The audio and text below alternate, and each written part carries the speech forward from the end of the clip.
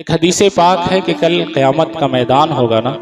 تو جو رمضان ہے، یہ جو رمضان کا مہینہ ہے، اس کو اللہ تعالیٰ انسانی شکل عطا فرمائے گا، ہم انسانوں کی طرح ایک شکل دے گا خوبصورت سی۔ اب یہ رمضان جو ہے اللہ تعالیٰ کی بارگاہ میں پہنچ جائے گا، اور ایک بندہ ایسا ہوگا کہ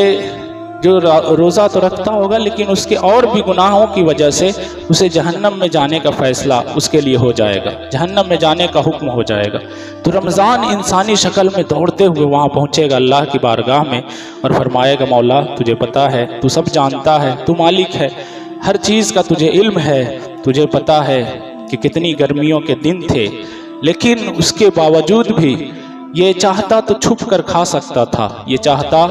تو لوگوں کے پیچھے جا کر کھا سکتا تھا، پانی پی سکتا تھا، لیکن مالک یہ تجھے خوش کرنے کے لیے، تجھے راضی کرنے کے لیے اپنے پیٹ کو بھوکا رکھتا تھا،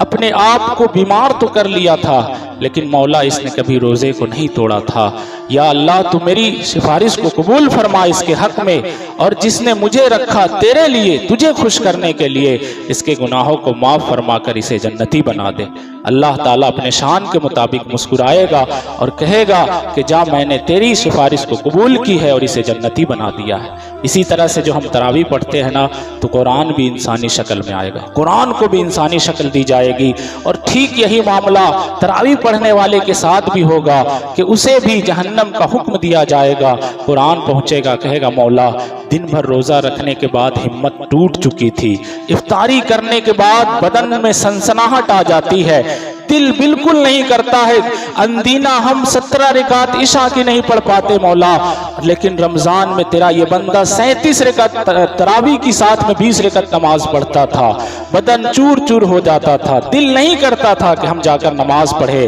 لیکن تیرے لیے، تیرے قرآن کو سننے کے لیے پھر ہمت کرتا تھا، پھر تیرا نام لیتا تھا، اور گھنٹوں جا کر ایک حافظ قرآن کے پیچھے کھڑا ہو کر صرف تجھے راضی کرنے کے لیے تراویح کی نماز پڑھتا تھا۔ مولا اس نے تیرے قرآن کو سنا ہے، تیرے قرآن کو سننے کے بدلے میں مولا اس کے گناہوں کو معاف فرما دے۔ جب اللہ تبارک و تعالیٰ یہ سنے گا نا، تو ایک اور اس کے آگے واقعہ ہے کہ اللہ تبارک و تعالیٰ قرآن کے جذبے کو دیکھنا چاہتا ہے۔ اللہ فرمائے گا نہیں، اس کا تو حکم ہو چکا نا، اس کو جہنم میں جانا پڑے گا، تمہارے کہنے سے کچھ نہیں ہونے والا۔ تو قرآن یہاں تک پہنچ جائے گا، قرآن کہے گا یا اللہ، قرآن کی ایک سورہ ہے سورہ ملک، وہ کہے گی کہ یا اللہ اگر تو اسے جنت میں نہیں ڈالتا نا، تو پھر مجھے قرآن سے نکال دے۔ قرآن یہاں تک جائے گا آپ کو بخشوانے کے لیے، وہ کیسا آپ کا ساتھی ہے لیکن ہم اس کے ساتھ نہیں رہتے۔ جب اتنا رب سنے گا نا، تو پھر مسکرا کر کہے گا کہ میں تجھے تو قرآن سے نہیں نکالتا ہوں، جا تیرے پڑھنے والے کو اور تراویح سننے والے کو جنت میں داخل فرما دیتا ہوں۔